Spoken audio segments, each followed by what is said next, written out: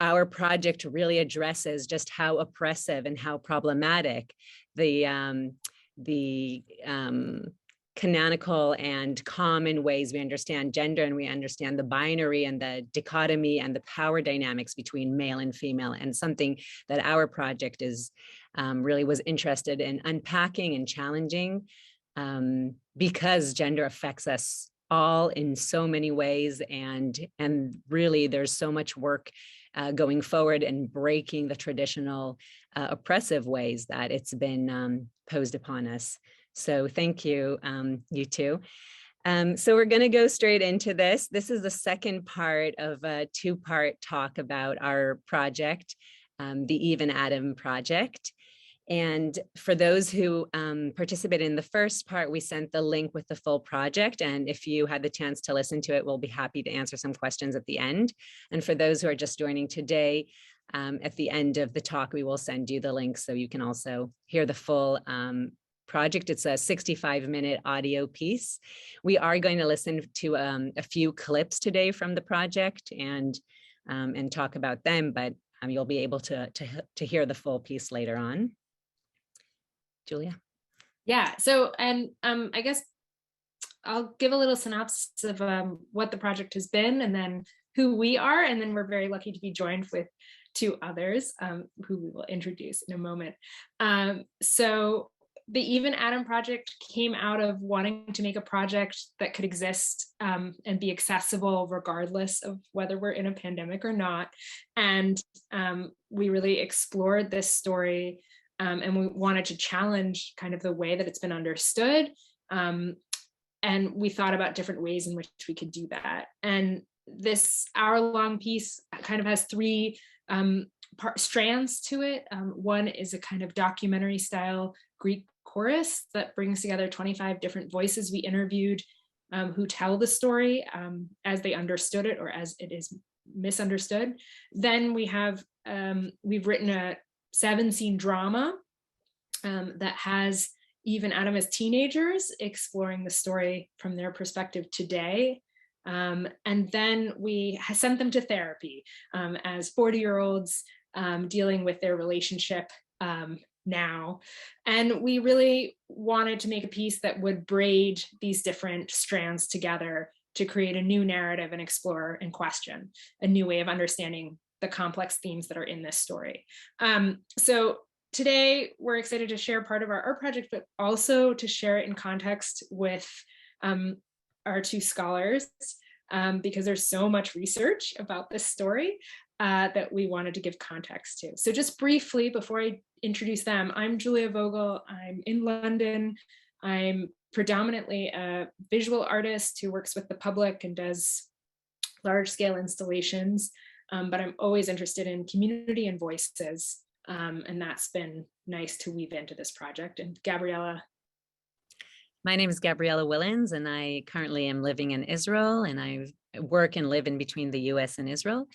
I'm an interdisciplinary artist, predominantly working with visuals, but a lot with storytelling and video, and looking at how knowledge is constructed, how we come to know the world, and trying to break that down and question why and what we know, and then how that affects the way we participate in the world. And we're joined today with Dr. Majubin Dalla, who is an assistant professor of Islamic studies at the Graduate Theological Union in Berkeley, where she also serves on the steering committee of the Women's Studies in Religion program and directs the collaborative Jewish-Muslim initiative known as the Madrasa Midrash program. Her areas of research include Islamic theology, women's studies, pilgrimage, and lament culture in Muslim minorities, with a focus on the life and works of pre-modern Muslim women as exegesis, leaders, and crucial contributors to Islamic scholarship, ethics, and institution. She also serves on the advisory committee of the newly formed Berkeley Arts and Interfaith Pilgrimage Project and is a cohort member of the Aspen Institute Inclusive America Project. So we're honored that she's here with us to share her research. And we're also joined by Dr. Ashley Bachi. She's assistant professor of Jewish history and ancient Mediterranean religions at Starr King's School for the Ministry and serves as the faculty chair of the Women's Studies in Religion program at the Graduate Theological Union. She is an intersectional, interdisciplinary feminist historian with a background in art history, archaeology, and classics. Her research specialty is Hellenistic Judaism, and her work focuses on women in prophecy, gender roles, sexuality, and intertextuality in pseudepigraphal texts that function as political and social religious commentary. Her book, Uncovering Jewish Creativity in Book 3 of Sibylline Oracles, Gender, Intertextuality, and Politics. It won the Brosh Rast Book Prize this year, and there will be a lecture about it on March 31st, so mark your calendars. She also serves as the editorial board for Rea Classical Reviews. So we are really so excited to be joined by these two amazing scholars. What we're going to be doing today is we chose 3 subjects that are treated in the project that Julia and I made, and that also Majabin and Ashley have researched and written about. So we're going to think about each of these subject matters through both theory and art. And the one that we're going to start with, the kind of question, is the question of the creation of Eve. One of the most common versions we know today that is repeated, it appears in Genesis 2, and it's the story about how God creates Adam from the earth, and then he creates Eve from the rib of Adam. But not only is this not the only version of the story, it's also a very problematic story, or a problematic version. So we wanted to unpack that that story. So we're going to start with Majabin. Yeah, hello everyone. Thank you to CARE for hosting this, and Gabriella and Julia for your work. Thank you so much. And I'm happy to share maybe a few minutes to get us started off, and then looking forward to how this conversation will unfold. Yeah, when I was first contacted by Gabriella and Julia, this was the question. So this is the common narrative. And even though this is a Genesis-placed or situated narrative, you find that this goes across traditions. So the first time when I started studying about Eve, I was, this is exactly what is commonly known even amongst Muslims. So my question was, where does this come from in the Islamic tradition or Islamic literature? So just like most of our research, we go first to our primary resources, and that primary resource when you're researching on the Islamic tradition is the Quran. And then after that, you would go to the Hadith. So after scanning the works of the Quran, I found that there was nothing in the Quran that supports this theory that Eve was made from the rib of Adam. I looked at other theologians who were working, and I found this piece by Asma Barlas, and I found another piece by Rifat Hassan. Now, these were American Academy-based theologians who were doing research on gender in the Quran. And they also affirmed this was not happening. There was nothing like this in the Quran. And then I thought, where does this come from? Why is every Muslim woman told this if there is nothing in the sacred text that will provide evidence for this? So when I looked at hadith, I found a few hadith in some of the mainstream works, the Sunni mainstream works like Sahih Bukhari. And there you have this hadith where the Prophet says, Eve was created from Adam's rib, and a woman is supposed to be crooked. So if you want to get pleasure from the woman, you leave her crooked. If you try to straighten her out, you'll ruin things for yourself. I mean, I'm just paraphrasing. These are not the exact words of the hadith, but this is what the general idea that comes out through it.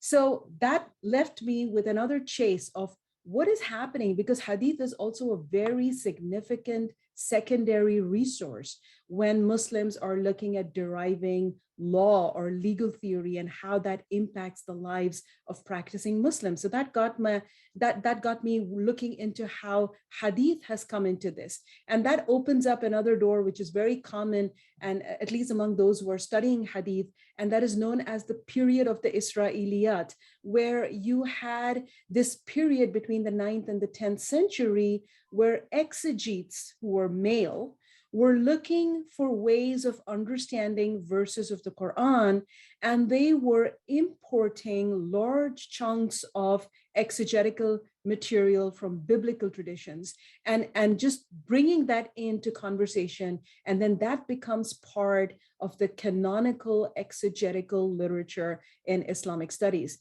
So this is where I could find out that there are these influences coming from the Genesis story also into the Islamic tradition. And of course, lo and behold, because most of the exegetes are male, they're reading the text from a male perspective, even though we have, and this is my job, tracing those early female exegetes and those early female scholars, you find that they were not given those publishing facilities, they were not listened to, not taken seriously. Their works appear only marginally in the canonical works. So it's very difficult for them to have made that impact. So because it's male-centric, you find that the social and cultural impact is just that women are secondary to men. So I'm going to stay within my time limit, and I'm going to summarize it there and say that at least in the Islamic tradition and where the primary resources are concerned, there is nothing in the Quran that substantiates the theory that Eve was made from the rib of Adam, just like there is no verse in the Quran that would substantiate that Eve was the temptress that led to the fall of humankind. And even the fall is totally differently envisaged in the Islamic sacred text. I'm going to stop there. Thank you. Thank you so much, Mujabin. I think now we're going to share a short clip from our project, and I think where it really kind of meets up with what Mujabin just said is that differentiation between primary sources and secondary sources, or how later on the new interpretations, which are have different ideological motivations behind them, change or interpret the primary sources. The first clip we're going to listen to from our project is a piece of the kind of documentary style where we interviewed 25 people, then we transcribed those interviews, and later we rewrote our communal narrator. And what we were interested in this clip is kind of the pop culture or the most common or preschool kind of version of the story. So we were patching it together. And one thing that we were really interested in is the fact that what's more important here is how the myth is constructed, and then how it is retold and how it moves along, and not even, and how that starts to drift away and differentiate from what was actually written or from the different versions that are available. But what is remembered and retold and what becomes a personal memory and then communal memory, how that affects how the society is built. So Julia, let's play the first clip. I would describe the story of Adam and Eve as the story of creation. God creating life. It's an origin story. The beginning of humans, the start. According to the story, they were the first humans ever. The first man and woman. According to the story, God made man first and then obviously needed a companion. So then God created Eve from the rib of Adam. The first relationship of the man is with the God. And then there is the helpmate made out of the rib to help that relationship develop. He is a human being. He has his identity, and she is there because of him. But the story is also simply about a man and a woman who were beautifully matched. This is the ideal couple. They were husband and wife. They were sister and brother. Did I get that right? Is it Adam and Eve, or even Adam? Is the woman coming out of the man's rib? Or were they created at the same time? I prefer created at the same time. As a woman, I am a complete creation of God. Then there's the whole thing about Lilith. Lilith being first. Just to say that's a sample of kind of this collective voice that we pieced together. So that was, now I want to turn to Ashley, because I'm sure she has some thoughts on the rib theory. Yes. So, hello, everyone. Thank you for being here. I have been delving into this a lot in this course that I teach. I've taught it now 3 times, called Sex and Sin in Ancient Judaism and Early Christianity. And I'll put a link to the syllabus so that people can have kind of citations and resources. But this story has had such an impact, whether or not you're within an Abrahamic tradition, whether you see yourself as religious or not, kind of Eve and sin has become, and this complementarity around, we're going to talk about sin later, but this image of as Eve being less than from the rib has really impacts people. And I'm a secular Jew. I'm married to an Episcopal priest.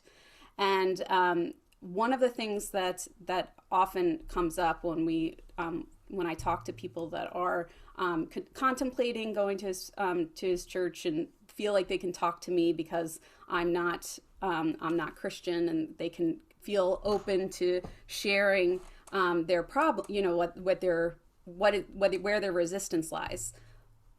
When it is someone that identifies within the feminine spectrum, the Adam and Eve creation story is the beginning of their resistance.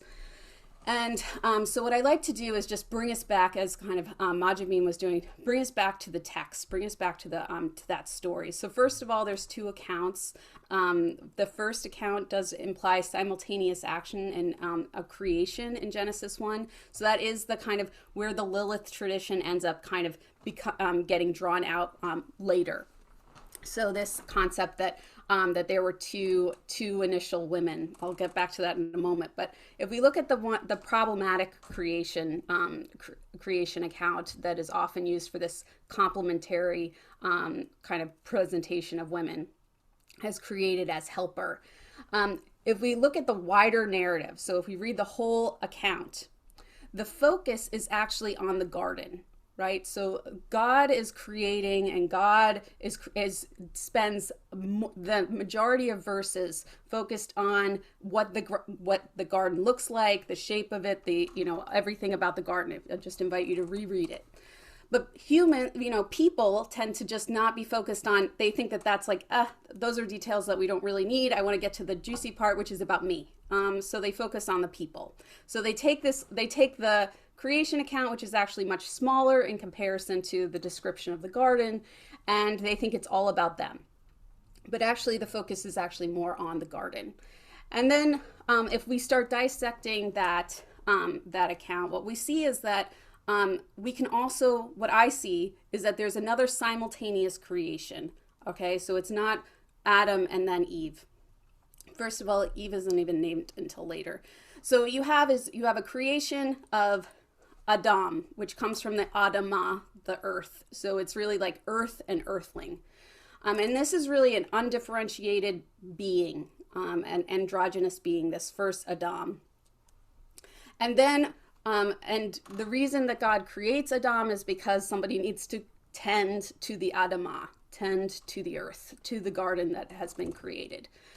And then God realizes that it's not, that Adam, this androgynous being, is lonely, and it's not good to be lonely. And so when we know that the partner that is created is not for sex, it's not sexual, because the first creations that God attempts are the animals, right, to see. And God realizes that those are not that's not the partner that Adam needs. And so then what happens? Then God puts the Adam from the Adamah, this being, to sleep, surgically alters the Adam, and then awakes two differentiated beings, the Ish and the Isha. This is the first time that there's two. So there's a simultaneous creation there of the Ish and the Isha. And it's and what is the purpose of having both of those beings? Again, the purpose is not because Adam needs a helper to himself, is because Adam, the androgynous being, was created in order to tend the Adamah, in order to tend to the earth, and needed a partner in that tending. And what God ultimately did was surgically alter the Adam in order to create two beings to be to tend to the Adamah.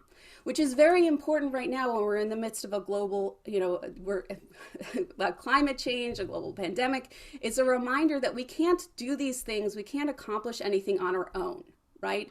We need community, and that our first priority actually should be into tending the earth that was given to us. So this reading of this creation not only is like, it's not important, the rib is like nothing, but it's really a call for us to remember about what the importance that God put into that creation of the earth. So I'll stop there because I think I went over time. Sorry.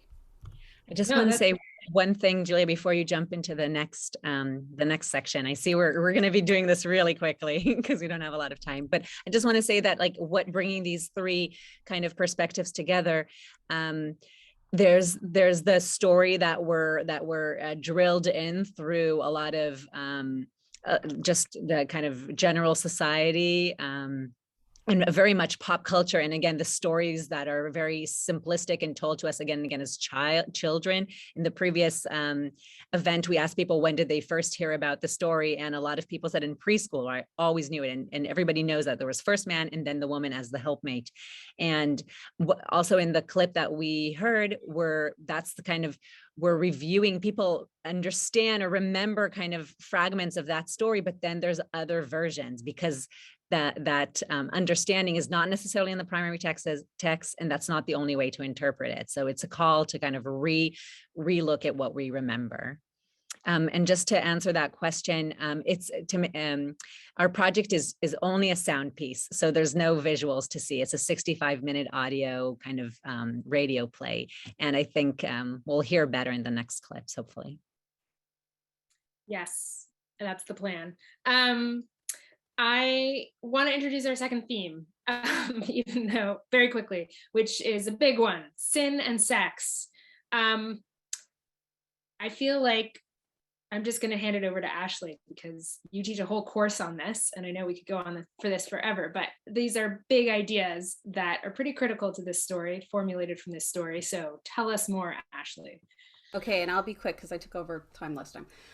So yes, there's this conflation between Eve and sin, and that has been sexualized, right? So again, if we go back to the source, we go back to the Hebrew Bible, to Genesis, to Bereshit, we don't see that the Hebrew words that are used for sin or missing the mark are associated with Eve in any way. Actually, the first time that a Hebrew word for sin is used is in the context of the Cain and Abel story, and it's actually God warning not to miss the mark and go down a jealous path, because what about? So, but we have kind of culture has really latched onto this and spread it so that we think that it's so crucial to the Genesis account, right? And so when we think about if it was that crucial, then it would be also referenced in other places within the Hebrew Bible, and it's not. There is no association with Eve and sin anywhere else in the Hebrew Bible. And for those that work on the Hebrew Bible, we know that there's a lot of intertextual references within the text. If this was an exceedingly important theme, as it's been made to be by reception history, then it would be a central theme within the Hebrew Bible itself, and it is not. And that's because there was actually other etiologies or roots for the conception of how sin and evil entered the earth. Entered the world within ancient Jewish tradition. So, and that was actually focused on Genesis 6, when there's the discussion of how the angels, the watchers, come to earth and they're with women. That was actually seen, that was expanded on in ancient Jewish literature and really seen as where we get evil into the world. And that was the most popular etiology of sin in the texts that we have and to represent different communities until about the 1st century CE. So all of ancient Judaism and really this and developing early Christianity really focused on this kind of angels and this kind of extra, they had very developed angelology of this being something that wasn't people's fault. It wasn't our fault, but something that was brought onto us because of the heavenly realm, right? That we were just collateral damage, basically, for sin, which totally throws open this how we think about even sin and the importance and centrality of it. But it's still tied to this sex and then within that. So that's the interesting tie through, is that there is this kind of association around inappropriate sex potential that then gets carried on and attached to the Eve narrative. So I'll open that up for the... Amazing. Amazing. Yeah. So we're going to now hear a scene from one of the scenes we wrote. And I should say that we took our own liberties of understanding that critical moment when Eve and Adam are caught with fig leaves and caught by God, realizing they're naked, and they suddenly have to confront, this moment. And I think I don't want to give too much away about what we went down, but we really did think about this. People always asked us, how old are they?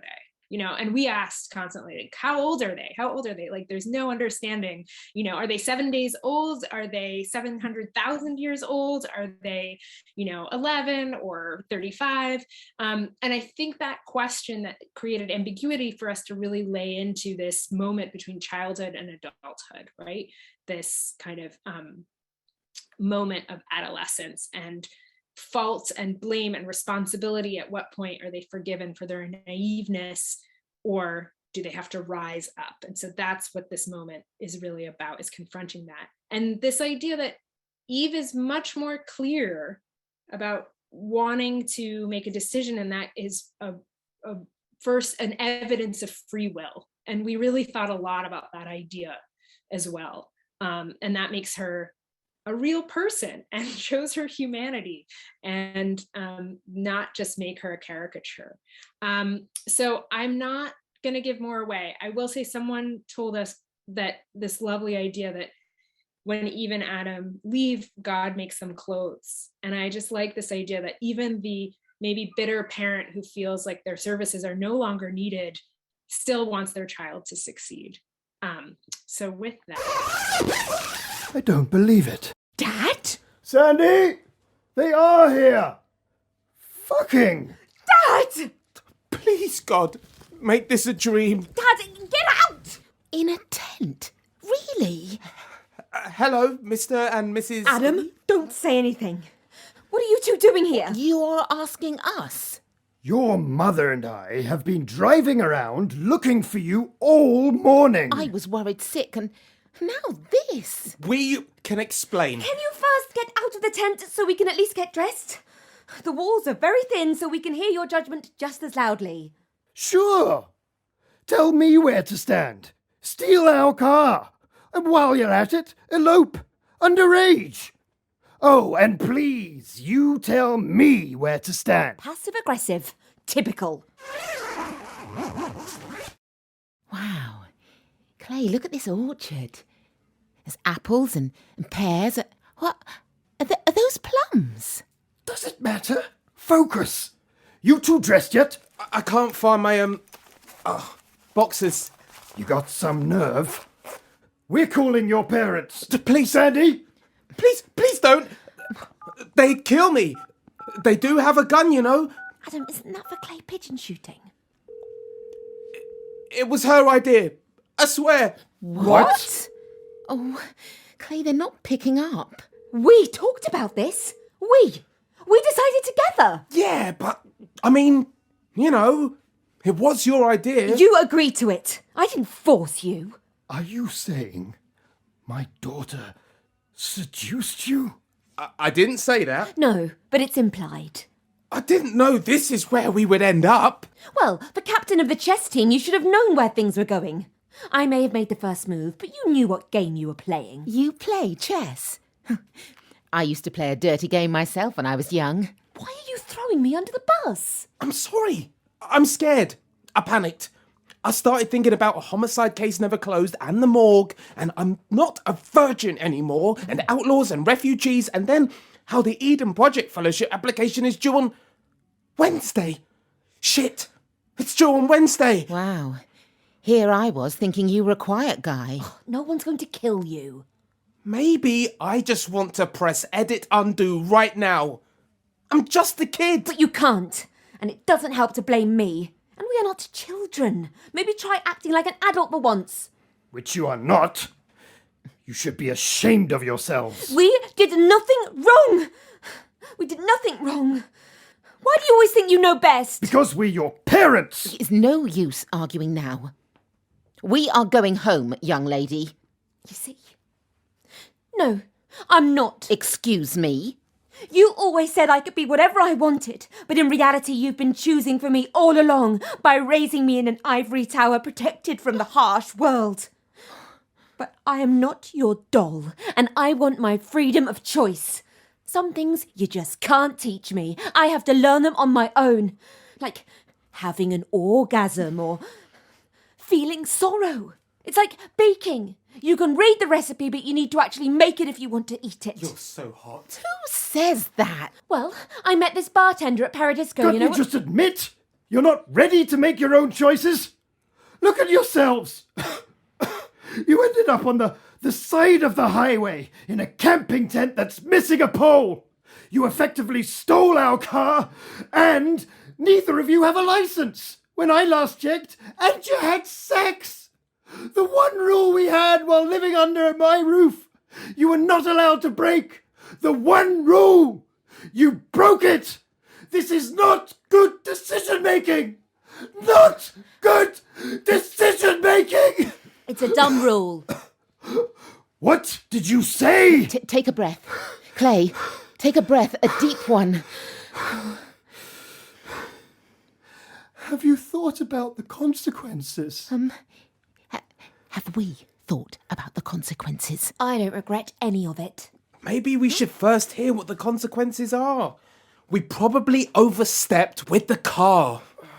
Cars are killing machines. That's why we didn't want you to get a license. I'm sorry I let my brother give you lessons. Oh, that's beside the point. Rules have reasons. Look, I got pregnant when I was 16 with your sister Lilith and, well, it was really traumatic becoming a mother at 16. I swore I would never let that happen to you too. Well, I am sorry for you, Mum. Well, really. But I have to learn from my own experiences, not yours. Well, you're going to learn a lot from this one. Let's see how far you get on your own. Yes. Embrace your mistakes. Sorry, experiences. Screw Adam today and Bill tomorrow. Be my guest. But believe me, there is no way back. Fine, I will. Wait, what? Who's Bill? There is no Bill. Wait a minute. Eve, we should talk this through. Do you know what?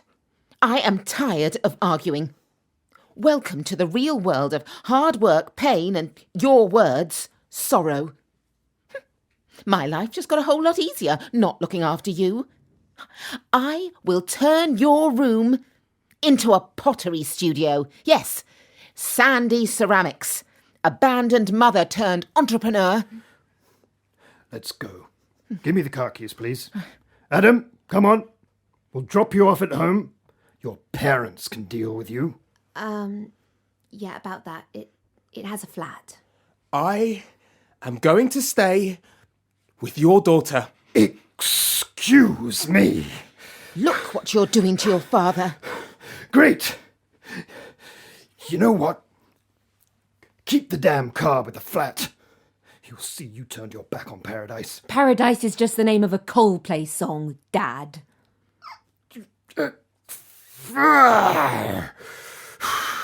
It didn't have to be this way. Oh. Take my AA card. Okay. Thank you. And take my sweater too.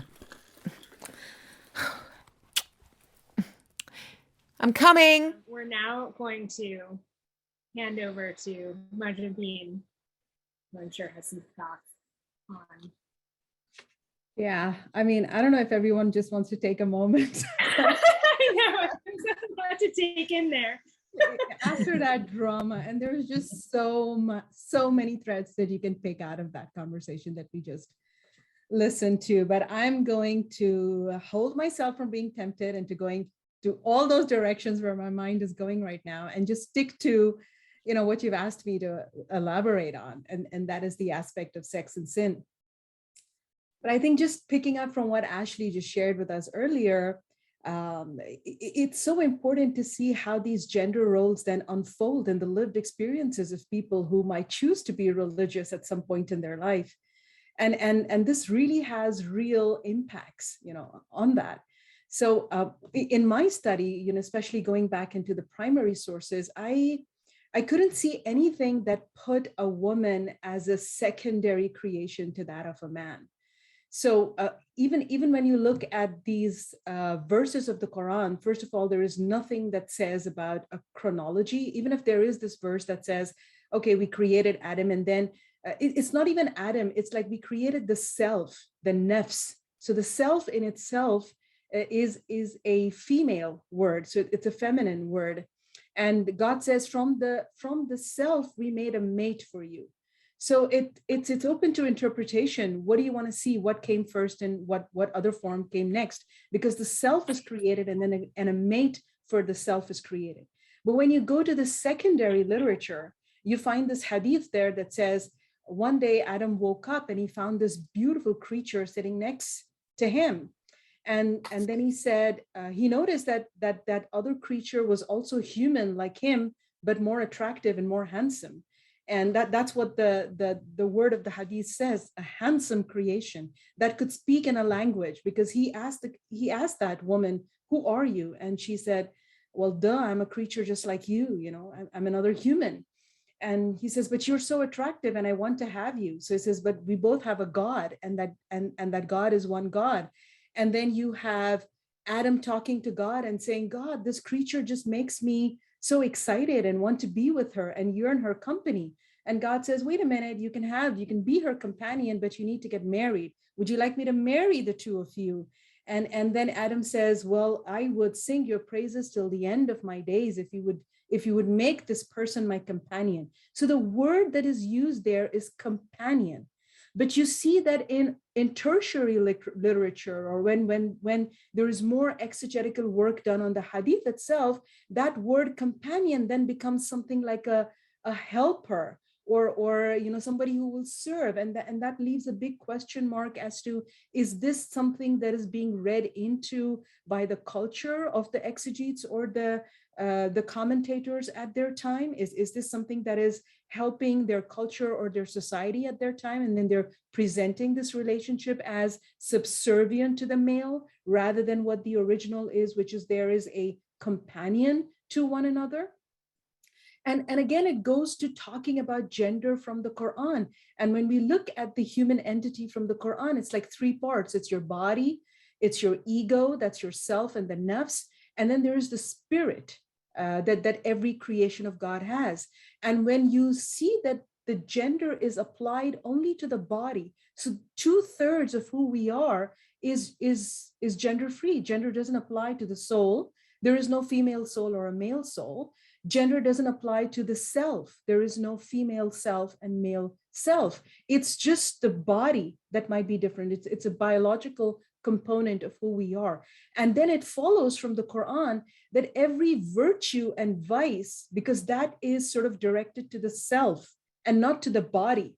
So the driver gets a ticket. So the self is the driver of the body. So if the body does something wrong, the ticket is not given to the body, but it's given to the driver. So it's the self, and the self is, again, not restricted by gender in any way, in any binary or any other way of gender. It's just something that is a gender-free reality in the Quran. So when you're thinking of sin and you're thinking of penalties, it doesn't really apply to the body as much as it applies to the self, right? The driver behind that body.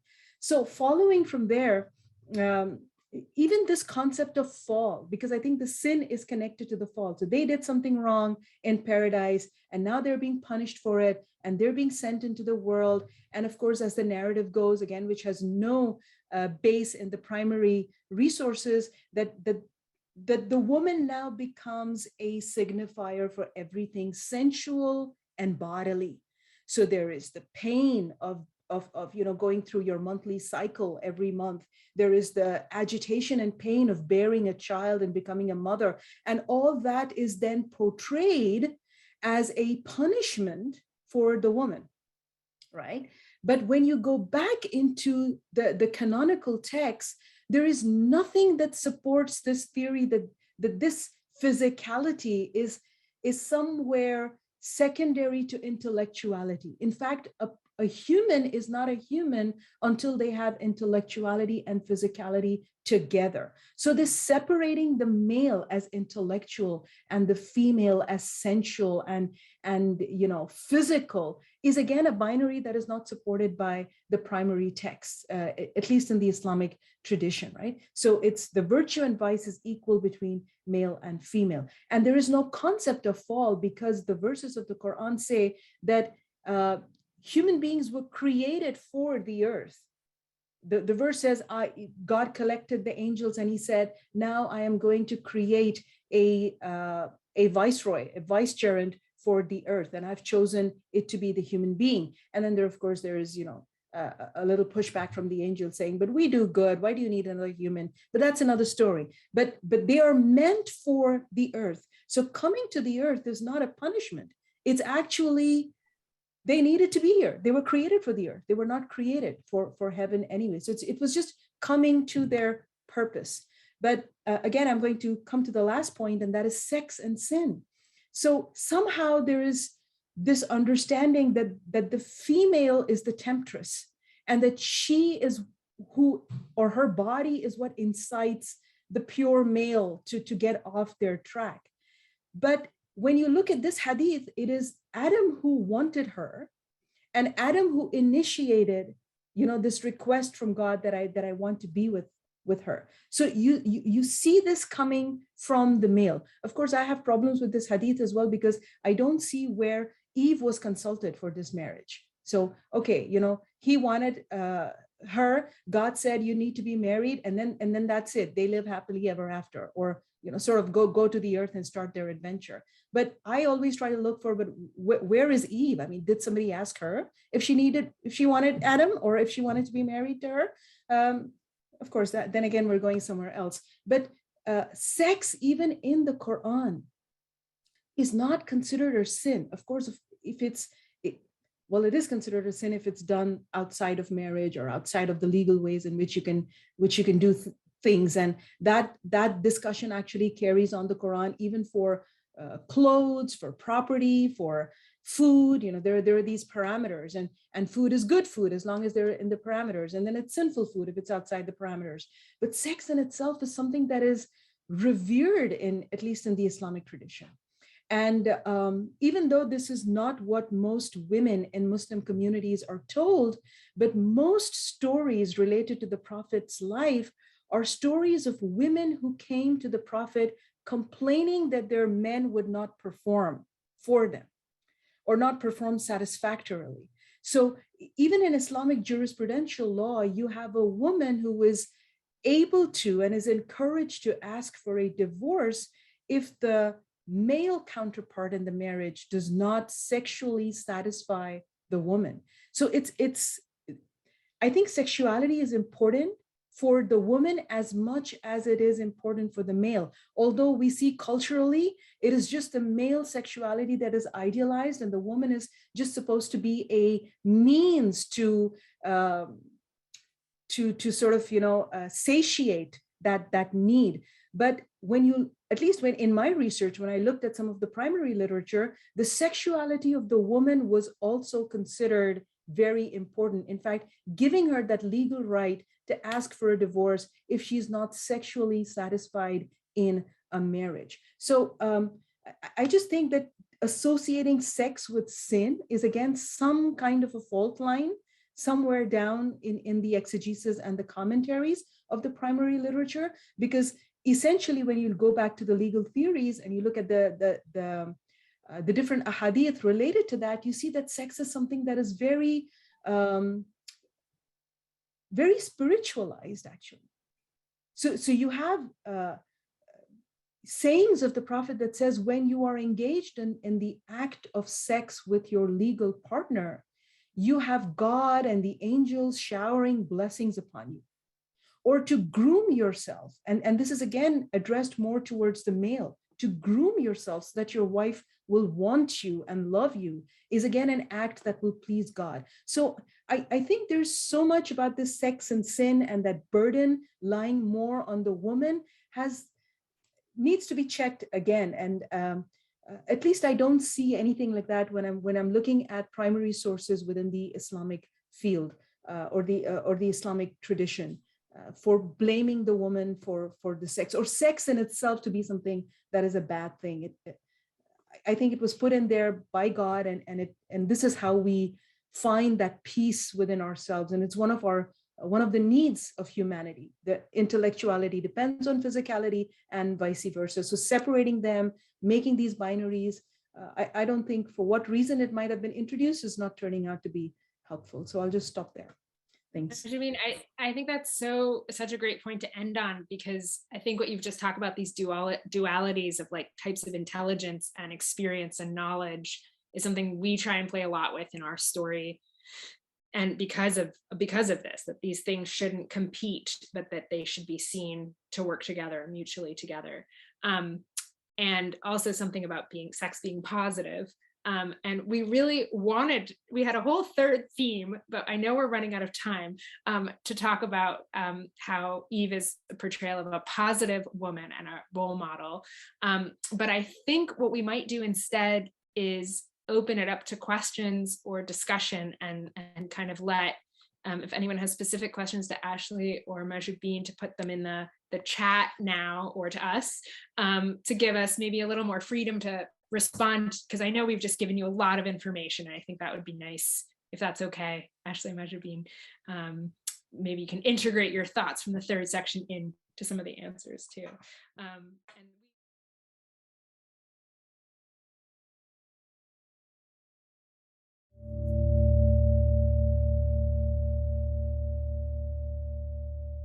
I really wanted to know what the main issue was that brought you in. Adam got his PhD, and so we kind of all, I suppose, quite selflessly upped sticks and moved to Boston. And that's, where some good things have happened, in the sense that I've got funding for me to run my app, start my business. Is something I'm really passionate about, that Adam was really encouraging about. But I feel I've made a big sacrifice there. Yeah, it seems like Adam just he doesn't have a sense of satisfaction about him. I don't understand it. He's in the place that he wants to live, and yet he doesn't seem satisfied. I don't understand what he still needs to prove. I think it's an exhausting and constant need for validation. I wanted to sort of head to Harvard. It didn't work out. And Boston was, it was a good, I guess, compromise on that. But yeah, it sounds like I've just been thinking about myself, so I don't know what you wanted me to do instead. So can we focus for a second on your disappointment, Adam? I mean, but it seems a bit pointless having that conversation. So it sounds like it would be really hard for you to be able to show that side of yourself to Eve, the part of you that feels disappointed. You all did decide, the two of you as the parents, and the children are moving to Boston, and you're doing this postdoc, hoping for it to become a permanent position, and it didn't. That had to have been a huge blow to you, Adam. And I wondered if there was room in there for you to share how devastated you were with Eve. I guess one of the hardest things is I guess when earlier on, we've sort of been through lots of different things. And when you're a unit, you can kind of deal with anything. I don't know, it's just, it feels like somewhere we just kind of, it just became like Eve over there and me over here. And we're just like coexisting, I guess. And there's no one that I can really talk to about it, because I can't talk to people that I work with about how I failed and how it feels to be a failure and to feel a bit like, I don't know, that you don't deserve to be there. And Eve is doing really well. And I'm happy for her. But I'm not. Right. This must have been horrendously devastating for you. And I wonder, Eve, if you were aware about how Adam was feeling. So maybe you could look at Adam now and see how devastated he's experiencing this and feeling, and what's that like for you to see your husband sharing his vulnerability with you? Yeah, I feel sad for him. Of course I do. I feel sad for him. I'm sorry that, we haven't been able to talk about this properly, ever, and that you haven't felt that you could come to me with that. I'm sorry that we've just been so go, go, go. And I guess I was trying to make you happy by living out some dream of this startup, doing something to contribute to the world. And actually what I've probably done is turn my back on some of the important things in life. So Adam, what's that like for you to hear Eve be available to you in that way? That's how we've always been. And I miss it. So if anyone has questions, please write them in the chat. I also wanted to add on the theme of sex and sin, kind of tying together what both Ashley, Mahjabeen, and us did. We did lean into the idea that the sex was the sin, and it was the one rule in the household, in our script, that the parents, something they did not allow, and that was the one rule that Eve decided to break. But for us, that was not a sin. That was exercising the freedom of choice. That was exercising being human, making a decision, taking responsibility, and living with the consequences. So we even though, again, as Ashley said, it isn't written in the script, and also Mahjabeen, it's not written in the script that there was even sex there, or that is the reason for the sin. We did decide to play with this understanding that is brought into us just because a lot of pop culture, Ashley, I think in her course, she talks a lot about how that idea of Eve being a sexualized being and is introduced. But even if it was the sin, we're claiming it's not a sin. It's on the contrary. It's a positive thing. And I'll just jump in to kind of follow up with something that Mahjabeen was mentioning, which is that this concept of this original sin and sex really gets firmly contextualized with Augustine and the origins of sin, and so that really ends up flavoring everything, because he's just like he went from being somebody that was very appreciative of sex to really renouncing that he was and renouncing his previous self in a way that was so austere. That, the first cry of a baby is because they realize that they're woken up into this world of sin, and that that a child is really the product is a testament to the fact that their parents couldn't control themselves, and so there's a lot of self-hatred mostly in there in that literature that really ends up getting expanded, because in the Christian movement, the ascetic movement that really tries to denounce the body, really focuses a lot of those, the temptations that they see and the demons that that the Christian aesthetics are encountering are sexual temptations, right? They're sexualized demons that they're fighting.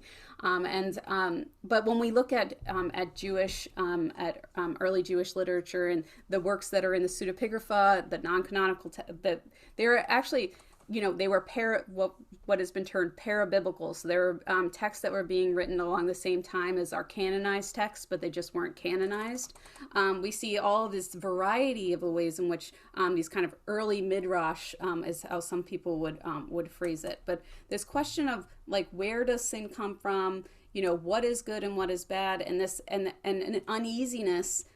The uneasiness around the body is really something that comes from Greek philosophical discourse and later gets really developed in the Christian threads that then has a much wider expanse. But when we get back to the primary sources, as Majamine was saying, this disgust almost around the body and sexuality is not what is there. It's not what's present.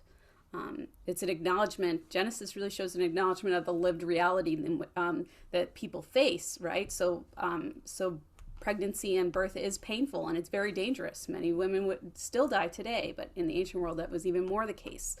But the ideal, I think, of getting back to the ideal of the garden is that was a space of equity. That was an equity between both. And yeah, thank you. I mean, I think as Emily Pothas in the comments, I'm probably butchering your last name, has commented here. Also that Augustine famously couldn't read either Hebrew or Greek and basically made everything up. So I think that also speaks to how generations have misunderstood and misinterpreted information for what they wanted, right? Which you kind of spoke to. And we're getting some nice comments here as well. I think Shadow, you made this comment about figuring out that we made Eve's parents both mother and father God, and I think that was also speaking to this idea of gender and wanting to, even though we kind of made them this classical idea, this old idea of maybe man and wife, and Eve and Adam are kind of hitting against that. We were interested. We had this idea of like, how do you represent God, and then what is God actually trying to achieve and emotionally going through in this moment? And so giving it both a mother and father figure seemed to kind of help us do that. Also, we named them Clay and Sandy, which was my little comment about Earth and nature there. Not that God went on to create like canyons and volcanoes in their little ceramic studio. I just want to add about the parent, because it was while we were working on this on writing the script, we had a lot of questions and back and forth, and early on we understood that God was the parent figure, and we thought of the father figure, and then we were like, oh no, putting God as the father is like so old school. So let's have it the mother, and then we're like, but we in our interpretation, the God figure is really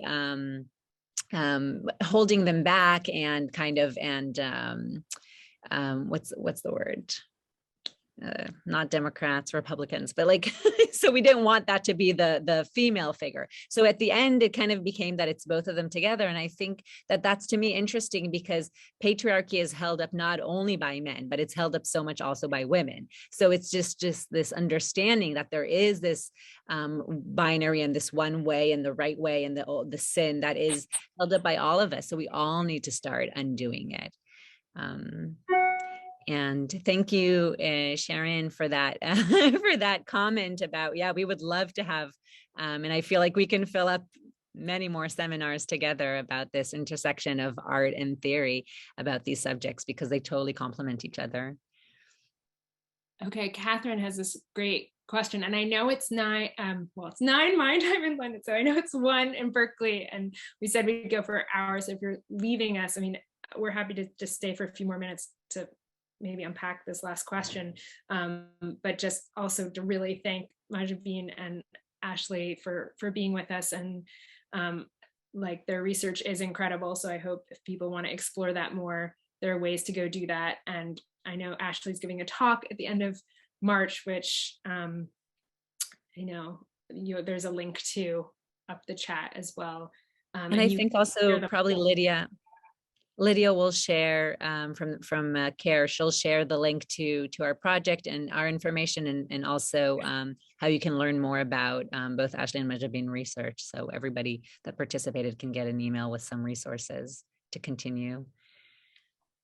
Yeah. So if you have to leave now, feel free, and we'll just stay. Yeah, there will be a website. You're doing a website, correct? Eventually. Yes. So yeah, I guess we can just briefly say that we are launching. We initiated our first launch of the project is here at CARE, but we hope to be sharing it in other classrooms and independent radio throughout the year, and then launching it for Simchas Torah when there's the reading of Genesis in September to make it widely publicly accessible to everyone. But if you know of, we will have a website with information more about the project and how it came to be and us.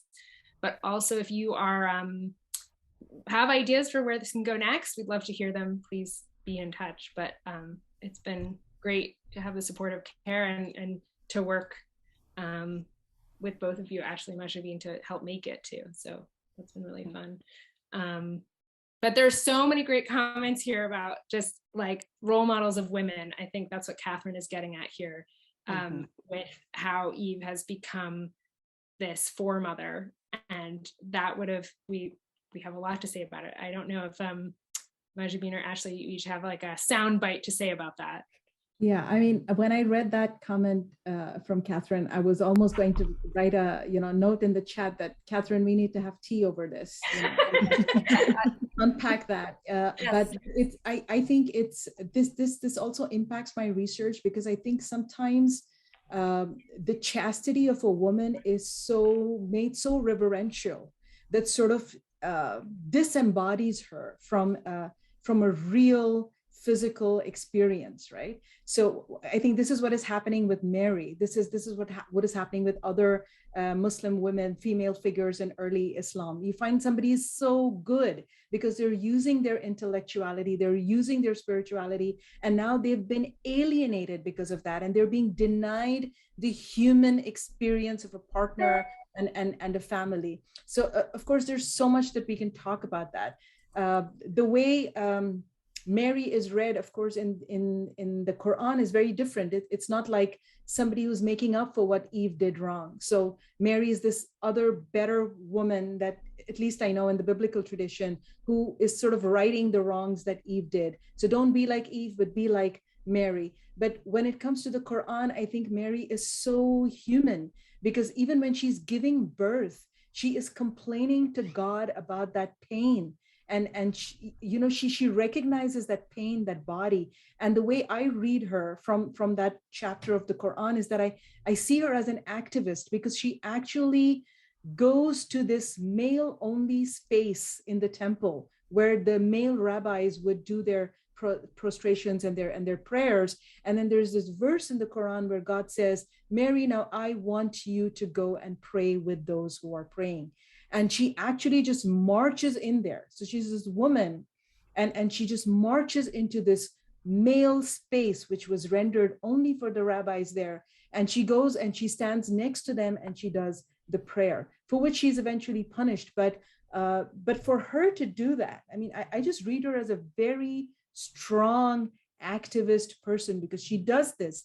And then when God says, go back with your baby to that temple again, and just to come back there, and told, don't say anything. The verse of the Quran says, she says, what'll I do if I go back there with this baby? They're going to have all these questions for me. And God says, just say that you're not talking today. You're fasting. You won't be talking, and let God do the talking for you. I read that again as a very deep bond between a woman and her God, that I'm going to let God do the talking for me. He wanted me to do this. I got into trouble doing this. Now he's going to get me out of this. It just brings out these powerful moments of how the female body and the female spirit connects to God. And effectuates the change that needs to shock the cultures around them. So that's why I said, Kate, we need to have tea over this and unpack I this. just want to yeah, take us home. Yeah. One thing really quickly. So also there's this association that we think of Christianity as viewing Eve as so negative. And what we look at, and that really comes from the Pauline text, but when we look at the genuine Pauline letters, what we don't see any reference to Eve in those. So that's in 1 Corinthians, and in Romans we see that there's this association, but this paradigm with Adam and with Jesus. So all come to death because of Adam, and then Jesus gives all life. Now it's in the Deutero-Pauline letters in 1 Timothy where then Eve is given that associated with the sin in the end. So that's actually a later tradition. So again, in early Christianity, we don't have this association with Eve and sin and death and that kind of condemnation. And I just want to suggest 2 books, and I put them on the chat. So one is Vida Daphne Arbel's Forming Femininity in Antiquity, Eve, Gender, and Ideologies in the Greek Life of Adam and Eve. And then Michael Stone's Ancient Judaism, New Visions and Views. This is just it's very easy to read, and it can give you some of the information about Enochic Judaism, those different ideologies of sin that I was discussing before, and then and introduce you to the pseudepigrapha, and then my syllabus that I put in the chat before will give you additional readings that'll take you off from there. Amazing. Oh, well. Thank you everybody so much. I feel like every time that we talk to Ashley and Majabine, I have sizzling with new information and new ways of understanding this, even though we've spent a year exploring this story. There's so much more to unpack. Gabriella, any final words, thoughts?